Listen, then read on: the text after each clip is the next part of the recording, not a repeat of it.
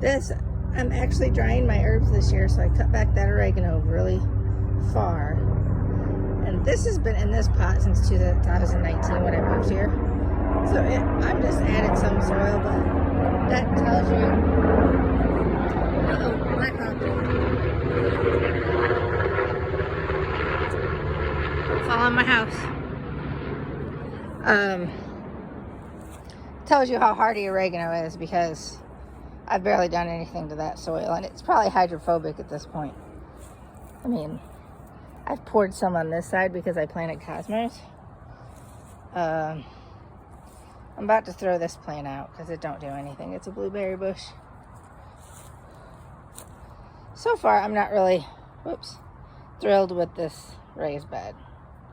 It doesn't. Of course, this is the bed that I got bad soil last year, so I can't really blame the bed. Let's see. I have a ton of lilies just getting ready to bloom here. Apparently these bloom in June and July, so I guess they're right. I thought they were late, but I read that the Easter lilies are made to bloom early, but they're actually naturally blooming June or July. So that's dill.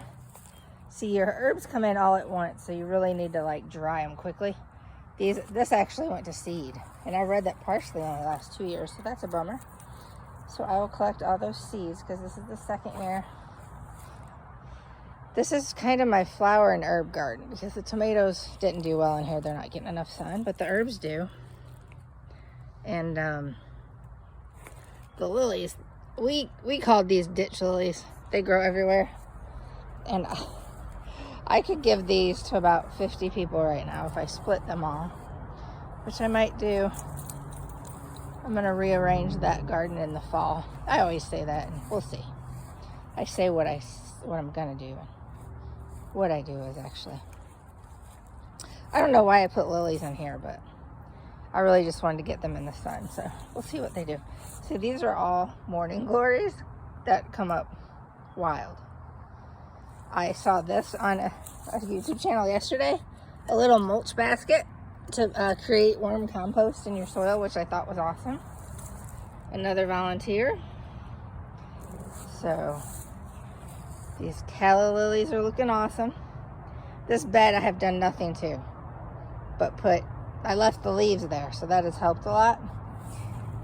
Look at the moonflowers are all coming up.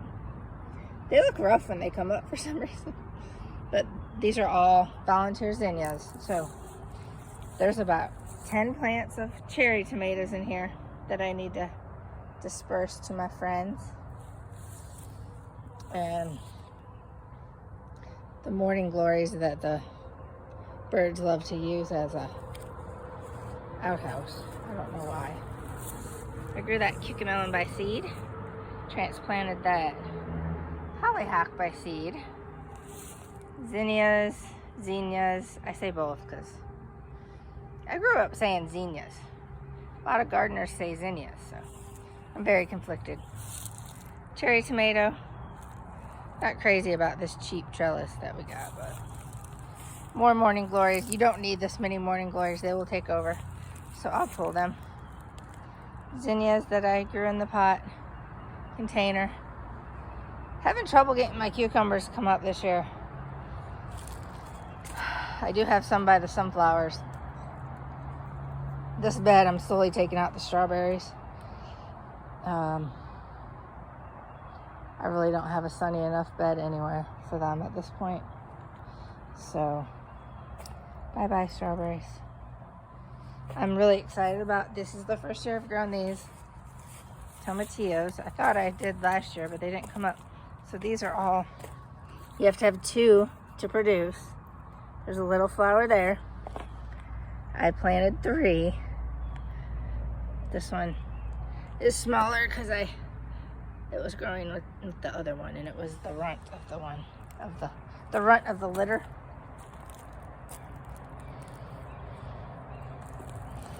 I think you can pull these seed heads out and collect the seeds for the onions, but I'm not sure if that's if they're worth the work.